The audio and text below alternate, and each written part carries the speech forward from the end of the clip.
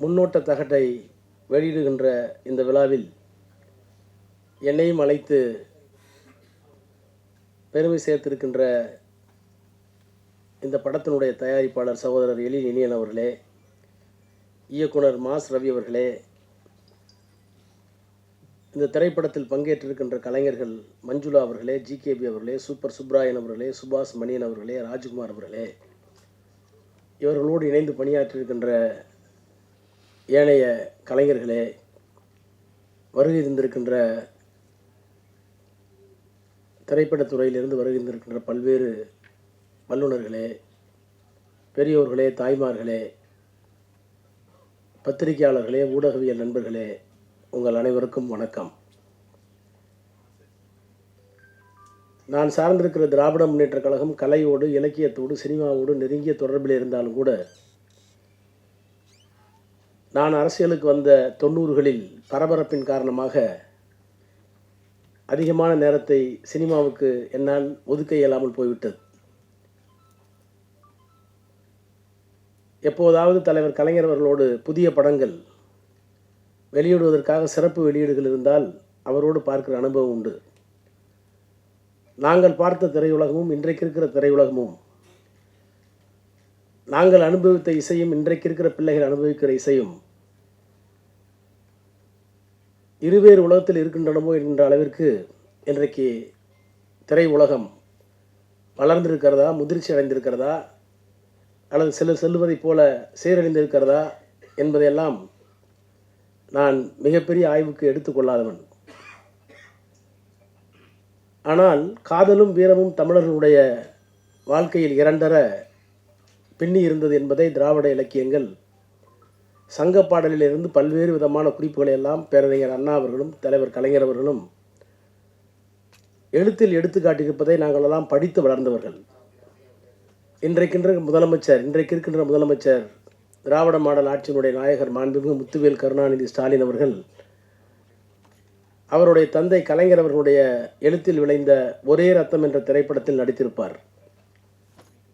அந்த படத்தில் சாதி ஒழிப்பு குறித்த மைய கருத்து அடிநாதமாக இருந்திருக்கும். எப்போதுமே ஒரு கருத்தை செயற்கையாகவோ இயற்கையாகவோ நம் மீது வரித்து கொள்ளுகிற போது அதனால் ஏற்படக்கூடிய விளைவுகள் அதிகம். நானே கூட 8ஆம் வகுப்பு படிக்கிற வரை திராவிட இயக்கம் என்றால் என்ன, பெரியாரார் யார், கலைஞர் யார், அண்ணா யார் என்று அறியாதவன். ஏதோ ஒரு பேச்சு போட்டிக்காக என்னுடைய தமிழாசிரியர் ஒரு தலைப்பிலே அவர் எழுதி கொடுத்த அந்த வாசகங்களை பேச போய் அதனால் நான் பரிசு பெற்று அதற்கு பிறகு அண்ணாவை, பெரியாரை, கலைஞரை, அவர்கள் வாயிலாக சங்க இலக்கியத்தை, திராவிட பண்புகளை எல்லாம் அறிந்து இன்றைக்கு 6 முறை நாடாளுமன்ற உறுப்பினராக, 3 முறை ஒன்றிய அமைச்சராக, அதிலே வரக்கூடாத மிகப்பெரிய சோதனை வந்து அதை எதிர்த்து நிற்கக்கூடிய மன வலிமை உள்ளவனாக நின்றிருக்கிறேன் என்றால் அதற்கு காரணம் திராவிட இயக்கம் தந்திருக்கின்ற கலை, இலக்கியம், அரசியல் என்கின்ற அந்த உணர்வு தான். அந்த அடிப்படையில் இன்றைக்கு இருக்கிற முதலமைச்சர் நடித்த அந்த ஒரே திரைப்படம், ஒரே ரத்தம் திரைப்படம் கூட மிகப்பெரிய தாக்கத்தை என்னுள்ளே ஏற்படுத்தியது. ஆனால் இந்த படத்தினுடைய கதை என்னவென்று நான் கேட்டேன். இந்த முன் வெளியீட்டு தகடை பார்க்கக்கூடிய வாய்ப்பை பெற்றேன். நான் முன்பே குறிப்பிட்டதைப் போல கலை, இலக்கியம், காதல், வீரம் எல்லாம் தமிழர்களுக்கென்று இருக்கின்ற தனி செம்மாந்த விழுமியங்கள். எங்குற்றான் உந்தன் மகன் என குரல் கேட்ட தாய்க்கிழவி, பொங்குற்ற துயர் அடக்கி புலி போன இடம் நான் அறியேன், போர்க்களந்தான் போயிருக்கும், புலி இருந்த குகை இதுதான் என்று தன் வயிற்றை சுட்டி காட்டிய தமிழ் என்று கலைஞர் எழுதினாரே, அந்த கலைஞர் தான் ஏறு தழுவுதல் ஆடவருக்கு அழகு, அவர் வாயில் வெற்றிலை சேறு தடவுதல் மகளிருக்கு அழகு என்று காதலையும் சொல்லியிருப்பார். அப்படி காத்து வாக்கில் ஒரு காதல் கதையை கேட்டபோது 2 உண்மையான காதலர்கள் சந்திக்கின்ற தடையை, அதுவும் ஒரு குறிப்பிட்ட சூழலில் பூகோள பகுதியிலே வாழுகின்ற அந்த பகுதியில் இருக்கின்ற தடைகளை எல்லாம் தாண்டி வருகின்ற அந்த ஓட்டத்தை இங்கே தந்திருக்கிறார்கள் என்று சொன்னார்கள். சினிமாவாக இருந்தாலும், கலையாக இருந்தாலும், இலக்கியமாக இருந்தாலும் சமூகத்தில் இருக்கிற புழுக்கத்தை, சமூகத்தில் இருக்கிற கொதிப்பை வெளியே கொண்டு வந்து அவற்றை தீர்க்கக்கூடிய ஒரு தீர்க்கமான ஆயுதமாக இருக்க வேண்டும் என்று விரும்புகிற இயக்கம் திராவிட இயக்கம். காதல் கவிதையை பற்றிய பல்வேறு கருத்துக்கள் உண்டு.